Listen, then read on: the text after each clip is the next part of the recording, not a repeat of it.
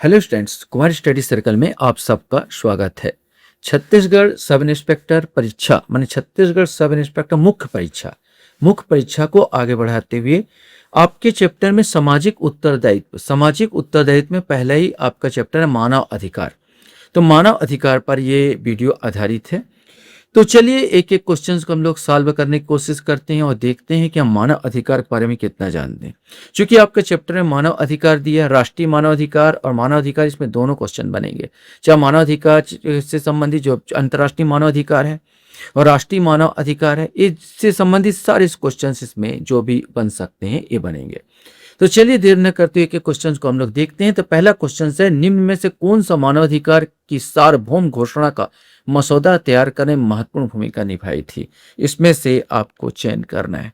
Eleanor Roosevelt, John Peters Humphrey, Rene Cassin, doctor Hansa Mehta. अब इसमें से आपको बताना है।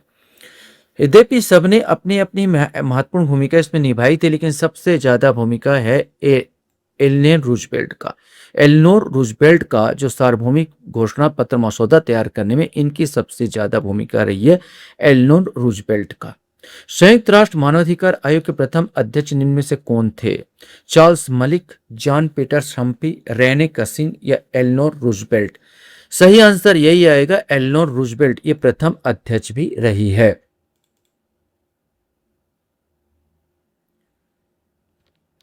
क्वेश्चन से, मानव और नागरिक अधिकारों की घोषणा का नारा किस क्रांति से संबंधित है? गौरवशाली क्रांति, फ्रांसीसी क्रांति, अमेरिकी क्रांति या बोल्शेविक क्रांति? इसमें से कोई एक आएगा। सही आंसर बी आएगा, ये फ्रांसीसी क्रांति से संबंधित रहा। राष्ट्रीय मानव अधिकार आयोग की संस्तुतियां होती है। अब यह है राष्ट्रीय मानव अधिकार की बात कर रहे हैं। राष्ट्रीय मानव अधिकार आयोग की संस्तुतियां होती है बाध्यकारी, सलाहकारी। ए और बी मतलब बाध्यकारी और सलाहकारी दोनों, उपरोक्त में से कोई नहीं। इसमें से आपको बताना है। सही आंसर, इनकी जो जितने आयोग की संस्तुतियां सलाहकारी होती है, गवर्नमेंट के मानना ना मानना गवर्नमेंट पर निर्भर करता है। ये केवल सलाह देता है, सलाहकारी संस्था है। क्वेश्चन से, मानव अधिकार का सार्वभौमिक घोषणा यूडीएचआर को संयुक्त राष्ट्र महासभा द्वारा कब अपनाया गया, ये आपको बताना है। 10 दिसंबर 1948, 24 अक्टूबर 1945, 15 अगस्त 1947 या 10 जनवरी 1950? इसमें से कोई एक आएगा। सही आंसर 10 दिसंबर 1948 को इसे अपनाया गया था, इसलिए 10 दिसंबर को मानव अधिकार दिवस भी मनाया जाता है। ये भी एक क्वेश्चन, कॉमन क्वेश्चन है कि 10 दिसंबर को मानव अधिकार दिवस भी मनाया जाता है। कब मनाया जाता है? तो 10 दिसंबर को मनाया जाता है। अपनाया जो गया था 1948 में, 1948 को अपनाया गया था। क्वेश्चन है, भारत में राष्ट्रीय मानवाधिकार आयोग एनएचआरसी की स्थापना किस वर्ष हुई थी? भारत में राष्ट्रीय मानवाधिकार आयोग की बात कर रहा है। एनएचआरसी की परिषद की स्थापना किस वर्ष हुई थी? 2 नवंबर 1990, 12 अक्टूबर 1993, 2 अक्टूबर 1995 या 20 जून 1998? इसमें से कोई एक आएगा। सही आंसर बी आएगा, इन 12 अक्टूबर 1993 को इसकी स्थापना हुई थी।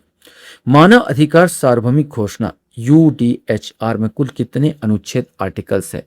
25, 28, 30 या 35? इसमें से कोई एक। सही आंसर सी आएगा, इसमें 30 आर्टिकल्स इसमें हैं।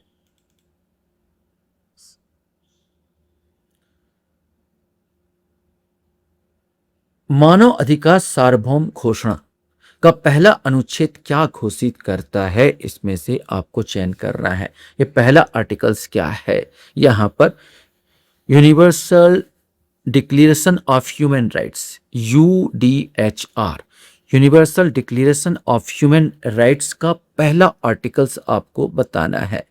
सभी मनुष्य स्वतंत्र पैदा हुए हैं और गरिमा तथा अधिकारों के मामले में समान है। सभी मनुष्य केवल कानून के सामने समान है या उसका मौलिक अधिकार है। सभी मनुष्यों को एक समान संपत्ति रखने का अधिकार है। सभी मनुष्य इस विश्व के धरोहर हैं, इसलिए उसकी रक्षा करनी चाहिए।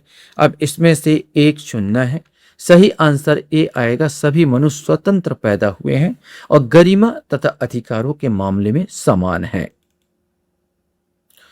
क्वेश्चन है, राष्ट्रीय मानवाधिकार आयोग के अध्यक्ष का कार्यकाल कितने वर्ष का होता है, ये आपको बताना है। 3 वर्ष या 70 वर्ष की आयु जो पहले हो जाए, 5 वर्ष या 65 वर्ष की आयु जो भी पहले हो, 6 वर्ष या 65 वर्ष की आयु जो भी पहले हो, या 4 वर्ष या 65 वर्ष की आयु जो भी पहले हो। इसमें से कोई एक सही आंसर 3 वर्ष या 70 वर्ष की आयु जो भी पहले हो होती है राष्ट्रीय मानवाधिकार आयोग के अध्यक्ष का कार्यकाल। पहले 5 वर्ष था जिसके घटाकर 3 वर्ष कर दिया गया है। आपका चाहे 3 वर्ष का कार्यकाल हो या आपका 70 वर्ष पूरा हो गया हो, चाहे कार्यकाल आपका बचा हो लेकिन 70 वर्ष पूरा हो गया तो आप रिटायरमेंट होगा, आप हटा दिए जाओगे। क्वेश्चंस यहां पर आता है, मानव अधिकार की सार्वभौमिक घोषणा के किस अनुच्छेद में उत्पीड़न से बचने के लिए अन्य देशों में शरण मांगने और उसका आनंद लेने का अधिकार शामिल है? अनुच्छेद 12, अनुच्छेद 14, अनुच्छेद 18 या अनुच्छेद 20? इसमें से कोई एक आएगा। सही आंसर भी आएगा अनुच्छेद 14। क्वेश्चन से मानवाधिकार का सार्वभौम घोषणा का अनुच्छेद 6 किससे संबंधित है? कानून के समक्ष एक व्यक्ति के रूप में मान्यता का अधिकार, समक्ष न्यायाधिकरण द्वारा उपचार का अधिकार, मनमानी गिरफ्तारी तथा निर्वासन से स्वतंत्रता या कानून के समक्ष समानता का अधिकार? इसमें से कोई एक आएगा। सही आंसर इसका ए आएगा, कानून के समक्ष एक व्यक्ति के रूप में मान्यता का अधिकार। क्वेश्चन से भारत के सर्वोच्च न्यायालय ने किस ऐतिहासिक निर्णय में निजता के अधिकार, राइट टू प्राइवेसी, को अनुच्छेद 21 के तहत एक मौलिक अधिकार घोषित किया था? यह आपको बताना है। केशवानंद भारती बनाम केरल राज्य, मिनर्वा मिल्स बनाम भारत संघ, के एस पुट्टास्वामी बनाम भारत संघ या के गोपालन बनाम मद्रास राज्य? इसमें से आपको छांटना है। सही आंसर इसमें सी आएगा, के एस पुट्टास्वामी बनाम भारत संघ। क्वेश्चन है, मानव अधिकार संरक्षण अधिनियम 1993 के अनुसार राष्ट्रीय मानवाधिकार आयोग आमतौर पर घटित घटना के कितने समय बाद की शिकायतों की जांच नहीं कर सकता है? घटना के 6 महीने के बाद, घटना के 1 वर्ष के बाद, घटना के 2 वर्ष के बाद या घटना के 3 वर्ष के बाद? इसमें से कोई एक। सही आंसर भी आएगा, घटना के 1 वर्ष के बाद, 1 वर्ष के बाद की घटना को यह नहीं लागू कर सकता, शिकायत को नहीं लेता है। एक घटना विशेष परिस्थिति हो तो बात अलग है, सुप्रीम कोर्ट का आर्डर हो, विशेष परिस्थिति हो तो ले सकता है, लेकिन आमतौर पर यह नहीं लेता 1 वर्ष के बाद।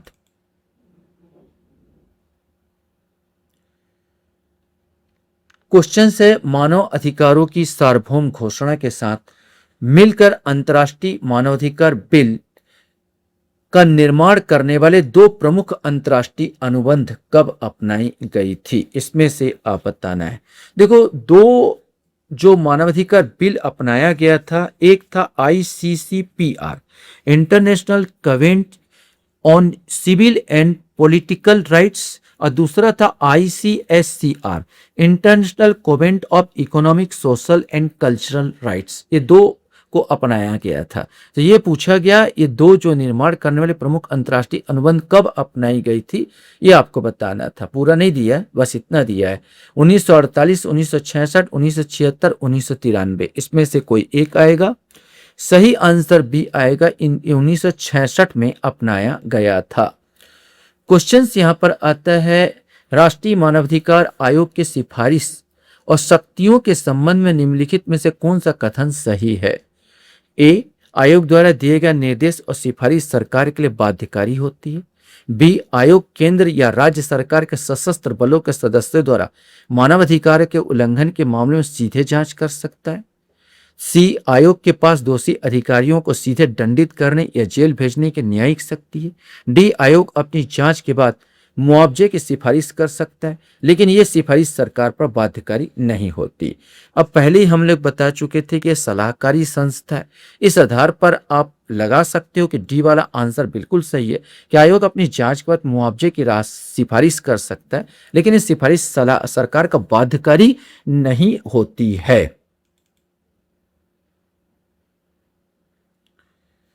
क्वेश्चन है UDHR universal declaration of human rights का कौन सा अनुच्छेद आर्थिक, सामाजिक और सांस्कृतिक अधिकारों की नींव रखता है और विशेष रूप से हर व्यक्ति को सामाजिक सुरक्षा का अधिकार, राइट ऑफ सोशल सिक्योरिटी को मान्यता देता है?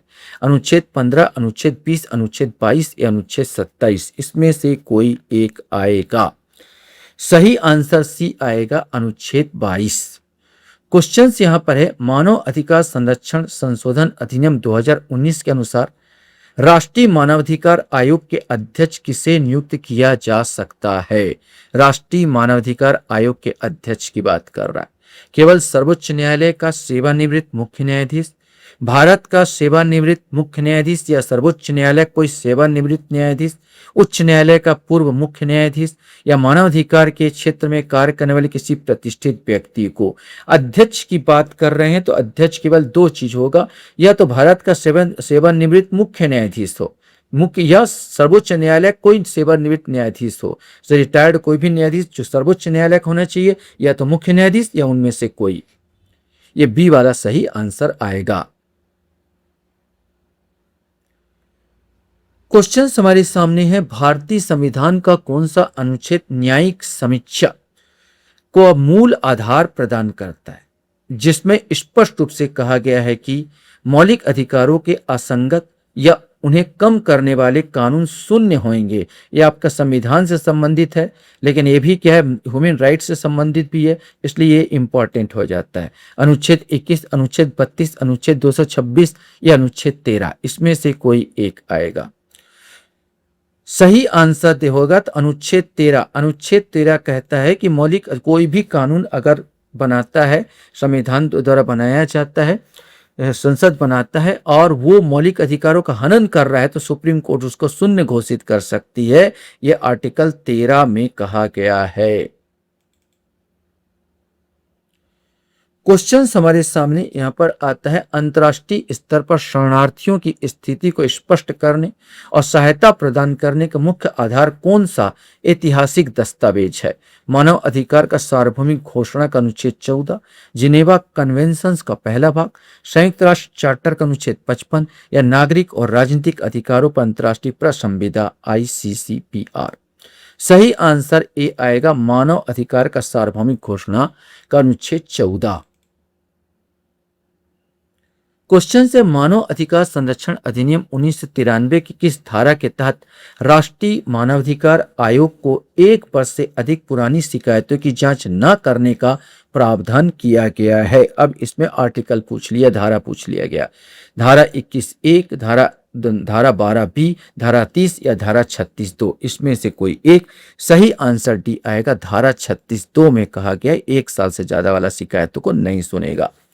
मानव अधिकार संरक्षण अधिनियम कब लागू हुआ, यह आपको बताना होगा। 12 सितंबर 1993, 10 अक्टूबर 1993, 10 जुलाई 1993 या 28 सितंबर 1993? सही आंसर डी आएगा, यह 28 सितंबर 1993 को यहां पर लागू हुआ था। कथन और कारण से संबंधित क्वेश्चन है, निम्नलिखित पर विचार कीजिए। अभिकथन है, सभी मानव अधिकार सार्वभौमिक, अविभाज्य और अन्योन्यश्रित पर और परस्पर संबंधित है। तर्क बोलता है 1993 में मानव अधिकारों में पर विश्व सम्मेलन ने इसी पर जोर दिया था। अब इसमें से आपको छांटना। सही देखें तो हम देखेंगे अभिकथन बिल्कुल सही है। ये सभी मानव अधिकार सार्वभौमिक, अविभाज्य और अन्योन्यश्रित पर और परस्पर पर संबंधित है। और तर्क भी सही है कि 1993 में मानव अधिकारों पर विश्व सम्मेलन ने इस पर जोर दिया था। माने सही आंसर ए आ जाएगा। ए और आर, अच्छा इसमें ए नहीं आएगा, नहीं बोला है। यहां पर सही आंसर जो आ जाएगा वो आपका बी आ जाएगा। ए और आर दोनों सही है और आर ए का सही व्याख्या है, तो बी वाला आंसर इसमें सही होगा। क्वेश्चन है, संयुक्त राष्ट्र मानवाधिकार आयोग की स्थापना कब हुई? संयुक्त राष्ट्र मानवाधिकार आयोग की स्थापना कब हुई, ये आपको बताना है। 1946, 1948, 1949 या 1950? इसमें से आपको बताना है। सही आंसर संयुक्त राष्ट्र मानवाधिकार आयोग की स्थापना 1946 में 1946 में हुई थी। अभी इसका नाम बदलकर परिषद कर दिया गया, संयुक्त राष्ट्र मानवाधिकार परिषद कर दिया गया है।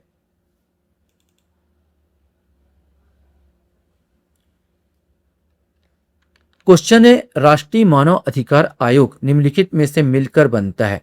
उच्चतम न्यायालय के पूर्व प्रधान न्यायाधीश, उच्चतम न्यायालय के पूर्व न्यायाधीश, किसी उच्च न्यायालय के पूर्व प्रधान न्यायाधीश, मानवाधिकार से संबंधित मामलों का ज्ञान और अनुभव रखने वाले 4 अन्य सदस्य।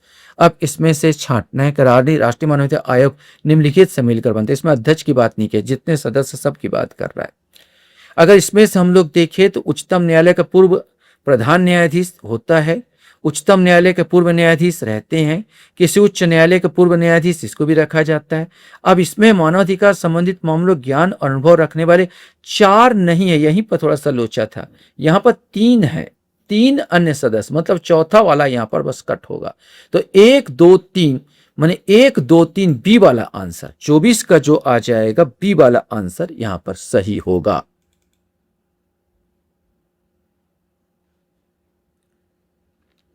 क्वेश्चन है, एमनेस्टी इंटरनेशनल ऑर्गेनाइजेशन का वॉलेंटियर अभियान चलता है पूरी दुनिया में मानवाधिकार के लिए, दुनिया भर में मानवीय मूल्य के लिए, मानव विकास अध्ययन के लिए या मानव मुक्त शिक्षा अधिकारों के लिए? इसमें से कोई एक सही आंसर ए आएगा, पूरी दुनिया में मानवाधिकार के लिए ये चलता है। निम्नलिखित में से कौन सा राष्ट्रीय मानवाधिकार आयोग के अध्यक्ष की नियुक्ति के लिए गठित समिति में सम्मिलित नहीं है? लोकसभा का अध्यक्ष, लोकसभा का विपक्ष के नेता, प्रधानमंत्री, भारत का मुख्य न्यायाधीश? इसमें से आपको छांटना है। सही आंसर यही आएगा, भारत का मुख्य न्यायाधीश बस नहीं रहता। ये जो समिति होती है राष्ट्रीय मानवाधिकार आयोग का अध्यक्ष की नियुक्ति के लिए जो गठित समिति होती है, उसमें जो अध्यक्ष होता है प्राइम मिनिस्टर होता है। इसके अलावा सदस्यगण लोकसभा का अध्यक्ष होते हैं, लोकसभा के विपक्ष का नेता होता है, राज्यसभा के विपक्ष के नेता होते हैं, राज्यसभा के उपसभापति भी होते हैं और केंद्रीय गृह मंत्री, ये मिलकर बनते हैं। लेकिन भारत का मुख्य न्यायाधीश इसमें सम्मिलित नहीं है। क्वेश्चन हमारे सामने यहां पर आता है, निम्नलिखित में से कौन सा संवैधानिक निकाय नहीं है? संघ लोक सेवा आयोग, चुनाव आयोग, वित्त आयोग, राष्ट्रीय मानवाधिकार आयोग? संवैधानिक निकाय वह होता है जो संविधान में जिसका उल्लेख हो। अब चूंकि राष्ट्रीय मानवाधिकार का संविधान में कहीं उल्लेख नहीं है, इसलिए डी वाला आंसर ये संवैधानिक निकाय नहीं है। संवैधानिक निकाय ये सब चुनाव आयोग का आपको मिल जाएगा, आर्टिकल मिल जाएगा, लोकसभा आयोग का आर्टिकल मिल जाएगा, वित्त आयोग का आर्टिकल मिल जाएगा, लेकिन ऐसा कोई आर्टिकल डी वाले में नहीं मिलेगा। राष्ट्रीय मानव अधिकार आयोग का वर्तमान अध्यक्ष कौन है आपको बताना है। न्यायमूर्ति बी रामा सुब्रमण्यम, न्यायाधीश अरुण कुमार मिश्रा, डॉक्टर न्यायमूर्ति विद्युत रंजन सारंगी और प्रियंका कानूनगो? इसमें से आपको बताना है। राष्ट्रीय मानवाधिकार के वर्तमान अध्यक्ष न्यायमूर्ति बी रामा सुब्रमण्यम जी है, इससे पहले न्यायाधीश अरुण कुमार मिश्रा जी थे। क्वेश्चन है, मानव और नागरिक अधिकारों की घोषणा किस देश में हुई थी? ये आपको चयन करना है, भारत, फ्रांस, इंग्लैंड या अमेरिका? इसमें से कोई एक सही आंसर भी आएगा, ये फ्रांस में इसका चयन हुआ था, घोषणा हुई थी। लास्ट क्वेश्चन, संयुक्त राष्ट्र मानवाधिकार आयोग के वर्तमान अध्यक्ष कौन है? पहले बता चुका हूं, आयोग बदल गया, इसका नाम परिषद हो गया, संयुक्त राष्ट्र मानवाधिकार परिषद। तो आयोग न का परिषद ही पढ़ लीजिए। परिषद के वर्तमान अध्यक्ष आपको बताना, सिद्धार्थो रेचा सूर्योदीपरो, एंटोनियो गुटेरेस, एनालेना बेरबाक या खलीलुर रहमान? इसमें खलीलुर रहमान, इसमें से आपको बताना है। सही आंसर ए आएगा, सिद्धार्थ रेजा सूर्योदीपरो, इंडोनेशिया के, ये वर्तमान जो है मानवाधिकार परिषद के वर्तमान अध्यक्ष है। आशा करता हूँ ये वीडियो आपको अच्छा लगा होगा। आप लोग मेरे वीडियो को वॉच करते इसलिए धन्यवाद। Thank you very much.